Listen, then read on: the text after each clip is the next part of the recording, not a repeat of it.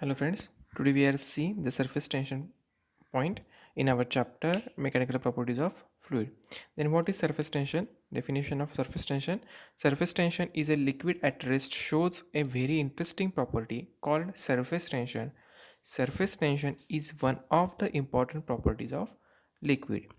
Means the surface tension is one of the most important property of liquid. Then we have seen water spiders walks on the surface of steady water. Grazed needle floats on the steady surface of water. Raindrops and soap bubbles always take spherical shape, etc. All these phenomena arise due to surface tension. Surface tension is one of the important property of liquid. Here we see some diagrams. बघा इथे आपण काही diagram बघतोय. त्याच्यामध्ये दाखवलेलं आहे water spider walks on the surface of steady water. म्हणजे आपण एखादा वॉटर स्पायडर जो असतो हा पाण्यावरती चालतो. ओके, हा का चालतो त्याच्यामागे काही जादू वगैरे काही नाही, तर त्याच्यामागे आपलं सायन्स आहे. ते काय आहे तर ती आहे property surface tension. Surface tension ह्या प्रॉपर्टीमुळं त्याच्या फेनॉमेनामुळं हा स्पायडर त्या पाण्यावरती चालत असतो. सेकंड डायग्राम जी आपल्याला दिसते आहे ती एक निडल दाखवलेली आहे. समजा ही प्लेट आहे, लिक्विड आहे, त्याच्यावरती आपली निडल म्हणजे सुई स्टीलची ती केवढी म्हणजे ते वॉटरच्या डेन्सिटीपेक्षा त्या स्टीलचं डेन्सिटी जास्त असते तरी देखील ती बुडत नाही. तर त्याच्यामागे देखील आपल्याला सरफेस टेन्शन हाच फेनॉमेना लागू पडतो. सेम थिंग आपल्या रेनड्रॉप्स ज्या वेळेला ढगातून आपल्याकडे पडतात त्यावेळेला ते स्पेरिकल शेपमध्येच पडतात बऱ्यापैकी, पण ते थोडेसे लांबट असतात. का तर त्याच्यामागे ग्रॅव्हिटी, आपली जी पृथ्वीची ग्रॅव्हिटी आहे ती त्याच्या कारणीभूत आहे. दुसरं उदाहरण आपण घेऊ शकतो सोप बबल्स. बघा आपण आता ते हातांना जरी सोप बबल्स केले तरी ते देखील स्पेरिकल शेपमध्येच असतात. तर ह्या सगळ्या ज्या गोष्टी आहेत हा जो फेनॉमेना आहे हा only depend on surface tension. तर आता सरफेस टेन्शनचा आपला पुढचा पार्ट जो आहे, सरफेस टेन्शन पूर्णपणे समजून घेण्यासाठी आपल्याला काही पार्ट बघून घ्यावे लागतील. त्याचा पुढचा पॉईंट आहे molecular theory of surface tension. आता मॉलिक्युलर थेरी ऑफ सरफेस टेन्शनमध्ये फर्स्ट पार्ट आहे इंटरमॉलिक्युलर फोर्स. इंटरमॉलिक्युलर फोर्समध्ये the force acting between any two molecules of a substance is called intermolecular force. The force acting between any two molecules of a substance is called a intermolecular force. अजून एक आपण definition बघू शकतो. तर matter is made up of molecules. Any two molecules attract each other. These force between molecules is called intermolecular force. म्हणजे एखाद्या दोन मॉलिक्युल्समधलं दोन पार्टिकल्समधलं जे अट्रॅक्शन आहे त्या फोर्सला आपण इंटरमॉलिक्युलर फोर्स असं म्हणू शकतो. आता इंटरमॉलिक्युलर फोर्स हा जो पार्ट आहे याच्यामध्ये दोन पॉईंट आपल्याला बघायला मिळतात किंवा दोन त्याच्यामध्ये वेगवेगळ्या गोष्टी आपल्याला बघायला मिळतात. तर फर्स्ट आहे वेगवेगळ्या फोर्स बघायला मिळतो. त्याचा फर्स्ट आहे कोहेझिव्ह फोर्स. आता कोहेझिव्ह फोर्स म्हणजे काय? The force of attraction between the molecules of the same substance is called cohesive force or force of cohesion. म्हणजे काय?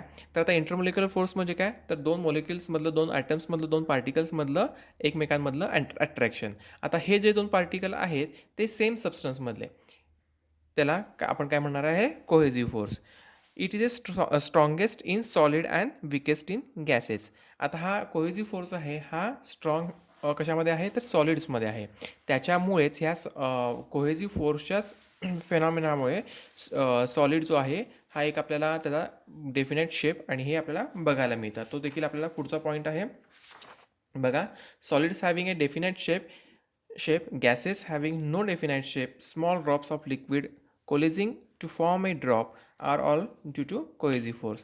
आता लहान जे ड्रॉप्स असतात, आता आपण पाऊस पडतोय, पावसाचं मोठं तळं किंवा मोठा ड्रॉप कसा बनतो तर छोटे छोटे जे ड्रॉप्स असतात ते एकमेकांना अट्रॅक्ट होऊन त्याचा एक मोठा ड्रॉप बनतो. फोर्थ काय एक्झाम्पल्स बघा. Force of attraction between two water molecules, force of attraction between two air molecules. Okay, आता ह्याच्या पुढचा पॉईंट काय आहे तर ॲडेझिव्ह फोर्स. जो इंटरमॉलिक्युलर फोर्समधला सेकंड पॉईंट काय आहे तर ॲडेझिव्ह फोर्स. आता आपण बघितले कोहेझिव्ह फोर्समध्ये सेम सबस्टन्स. ओके, जे मॉलिक्यूल आपण घेणार आहे ते सेम सबस्टन्समधले पाहिजेत. आता ह्याच्यामध्ये काय असणार आहे तर डिफरंट असणार आहे. तर the force of attraction between molecules of different substances is called adhesive force or force of adhesion. Okay, example काय आहे, force of attraction between glass and water molecules.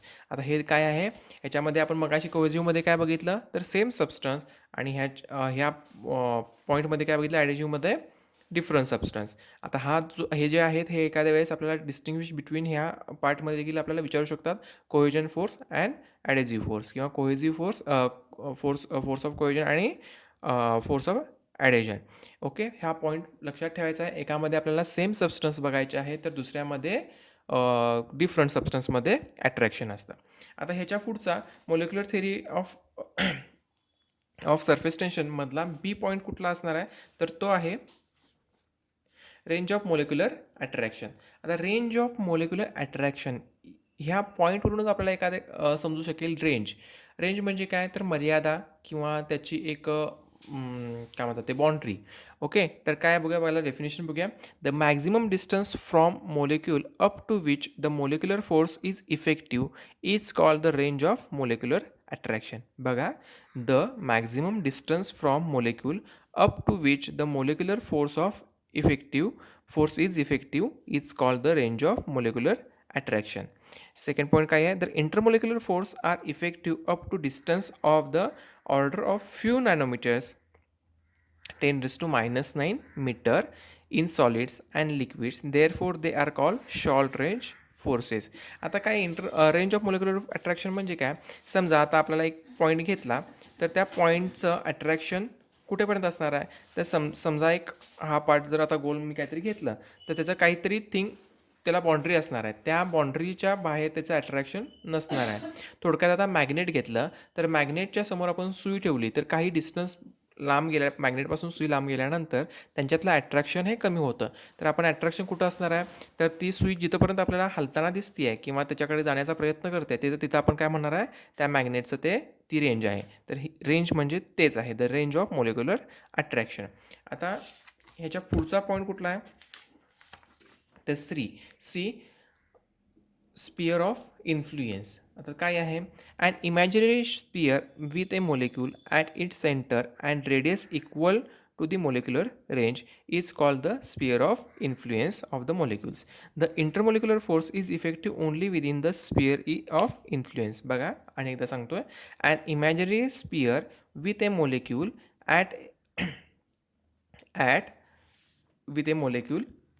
at its center and radius equal to the molecular range is called the sphere of influence of the molecule. The intermolecular force is effective only within the sphere of influence. म्हणजे काय तर imaginary sphere with molecules at its centre and radius equal to the molecular range. म्हणजे समजा मी आता हा असा एक गोल काढला,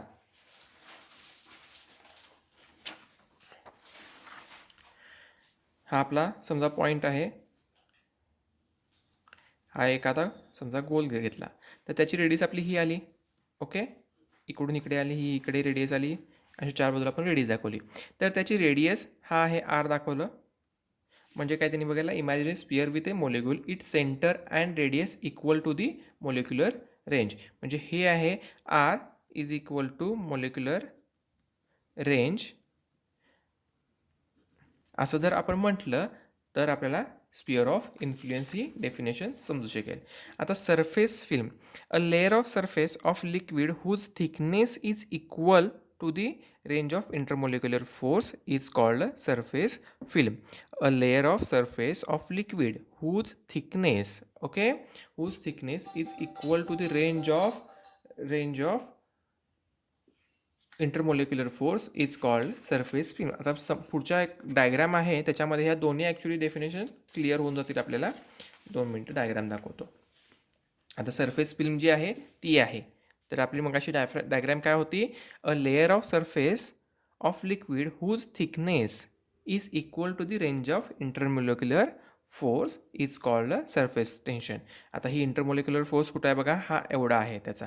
ओके, आणि ही म्हणून काय झाली, ही सरफेस फिल्म. ओके, आता पुढचा पॉईंट काय आहे तर free surface of liquid. Surface of liquid which does not experience any shear. Okay, surface of liquid which does not experience any shear stress is called a free surface of liquid. shear stress आपण elasticity चॅप्टरमध्ये बघितलेलं आहे, मागील व्हिडिओमध्ये देखील आपण सांगितलेलं आहे. Okay, surface tension off liquid which does not experience any shear stress is called free surface of liquid. Example, the interface between liquid water and the air in figure XY is the free surface of the liquid. Okay, आता इथे बघा एक diagram दिसते आहे. डायग्राममध्ये काय आहे, हा बिकर आहे. बिकरमध्ये 3 मॉलिक्युल्स दिसत आहेत. त्याच्यामध्ये XY एक लाईन दिसते आणि X', Y' ही लाईन दिसते. XY ही जी लाईन आहे ही आहे फ्री सरफेस ऑफ लिक्विड आणि X', Y' हा जो आहे हा आपला काय येणार आहे, सरफेस फिल्म. आता ह्याच्यामध्ये मेन काय आहे, ए स्पियर ऑफ इन्फ्लुएन्स. हा बघा स्पियर ऑफ इन्फ्लुएन्स मगाशी आपण बघितलं होतं, त्याची range. Okay, imaginary range molecular त्याची रेडियस. ओके, हा म्हणून हा स्पियर ऑफ इन्फ्लुएन्स आहे आणि सरफेस फिल्म इथे आपल्याला दिसती आहे. ओके, आता पुढचा जो पॉईंट आहे त्याच्यामध्ये आणखीन आपल्याला गोष्ट काही क्लिअर होणार आहेत. Surface tension on the basis of molecular theory. Okay, आता ही मगाची डायग्रॅम आणि ही डायग्रॅम सेमच आहे, काही त्याच्यामध्ये बदल नाही आहे. तर ह्या डायग्रॅममध्ये आपल्याला आणखीन काहीतरी एक्सप्लेनेशन करायचं आहे, त्यामुळे हा पार्ट तुम्हाला पूर्णपणे क्लिअर होऊन जाईल.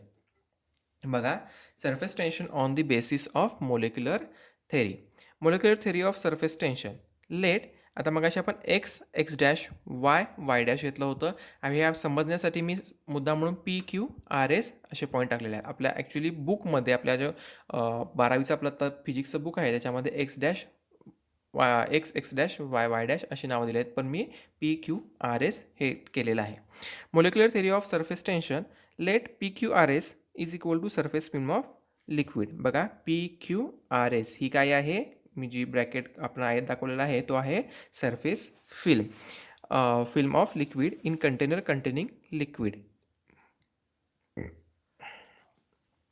PS is the free surface of liquid and QR is the inner layer parallel to the PS at distance equal to the range of molecular force. आता PS हा जो काय आहे फ्री सरफेस ऑफ लिक्विड आणि QR हा कशाला, PSला parallel आहे. तो कशामध्ये, inner layer of parallel to the liquid. Okay, आता डायग्राम मी मुद्दा म्हणून समोर ठेवतोय.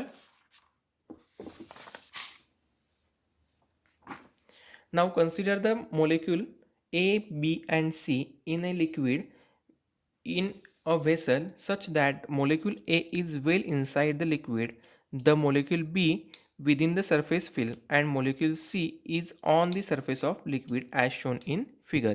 आता आपल्याला इथं 3 मोलिक्यूल दिसत आहेत, A, B आणि C. A हा पूर्णपणे बुडलेला आहे, पूर्णपणे डीप आहे.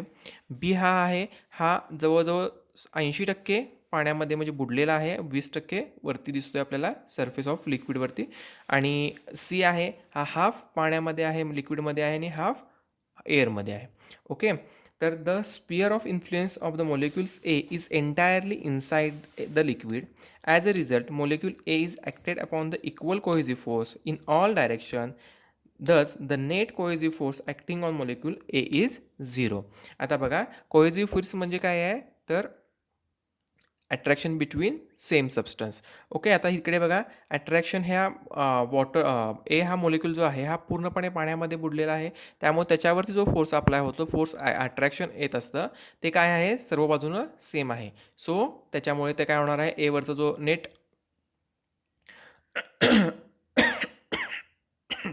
Net cohesive force acting is 0. Okay, then B बघूया. For molecule B, a large part of its sphere of influence is inside the liquid and smaller part is outside the surface, that is in air. The cohesive force acting on the molecule B due to air molecule above it and within its sphere of influence is weak, okay, compared to the strong downward cohesive force. Okay, acting on the molecules. As a result, the molecule B gets attracted inside the liquid. आता आपण मगाशी बघितलं तर influence म्हणजे काय, त्याची range. तर त्याची रेंज काय असणार आहे, तर त्याला पाण्यामध्ये खेचणारा जो कोहेसिव्ह फोर्स आहे हा त्याच्या एअरपेक्षा म्हणजे इथल्या फोर्सपेक्षा ॲडेसिव्ह फोर्सपेक्षा कोहेसिव्ह फोर्स हा जास्त असणार आहे. ओके, कारण तो जवळजवळ 80% पाण्यामध्ये बुडालेला आहे. त्यामुळे पाण्यातला कोहेसिव्ह फोर्स हा त्याला जास्तीत जास्त प्रमाणात डाऊनवर्डला खेचण्याचा प्रयत्न करणार, आपल्याकडे अट्रॅक्ट करण्याचा प्रयत्न करणार आहे.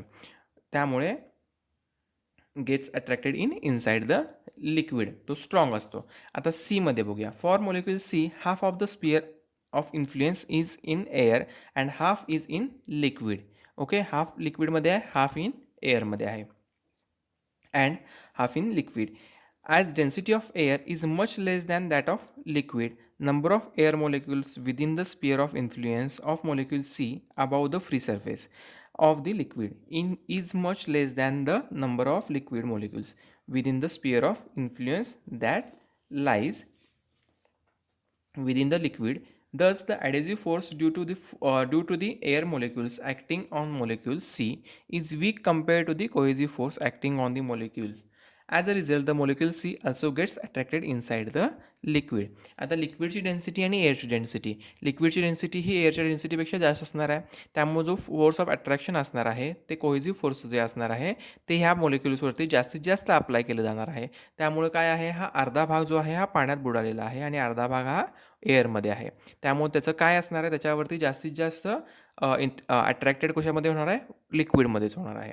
दच all molecules in surface film are acted upon the unbalanced net cohesive force directed into a liquid. Therefore, the molecules in the surface film are pulled inside the liquid.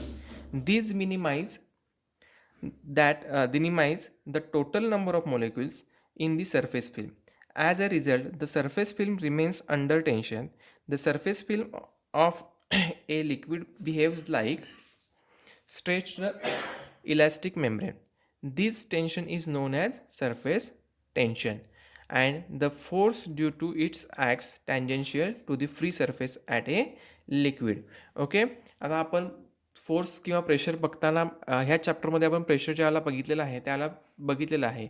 ज्यावेळेला कुठल्याही पार्टवरती मॉलिक्युल्सवरती आपण प्रेशर अप्लाय करतो किंवा force apply करत असतो तो कधीही टँजेन्शियलच असतो. तो कधीही विदाऊट टँजेन्शियलमध्ये नसतो, नॉन टँजेन्शियल कधीही नसतो. तो फक्त आणि फक्त टँजेन्शियलच फोर्स आपण अप्लाय करत असतो. तर ह्या देखील सरफेस टेन्शनच्या प्रॉपर्टी बघताना हा जो surface tension on the basis of molecular थेरीमध्ये बघताना देखील ह्याच्यावर देखील आपण फोर्स जो अप्लाय होतो तो देखील किंवा अट्रॅक्शन जे अप्लाय होत असतं ते देखील टँजेन्शियलच अप्लाय होत असतं. त्यामुळं stretched elastic membrane this tension is non as surface tension. म्हणजे काय, तर सरफेस टेन्शन म्हणजे काय, आता आपण बघितलेलं आहे 3 डायग्राम आपण बघितलेला आहे. त्याच्यामध्ये सरफेस टेन्शन बघण्यासाठी आपण sphere of influence, free surface of liquid, also surface film, cohesive force आणि ॲडेसिव्ह फोर्स हे पार्ट मेन बघितलेले आहे. त्यानुसार आपल्याला सरफेस टेन्शन, ह्याच सरफेस टेन्शनच्या प्रॉपर्टीजनुसार किंवा फेनॉमिनानुसार जो आपला स्पायडर असतो किंवा निडल आपण मगाशी जे घेतलं आहे किंवा रेनड्रॉप घ्या किंवा अदर घ्या, ते ह्याच फेनॉमिनानुसार अप्लाय करत असतात किंवा त्याच सरफेस टेन्शनच्या रिझल्टनुसारच ते काय म्हणतात अप्लाय होत असतात. ओके, तर आता हा जो पुढचा ह्याच्यातला पुढचा पॉईंट आहे आपण पुढच्या लेक्चरला बघणार आहोत. Okay, good day.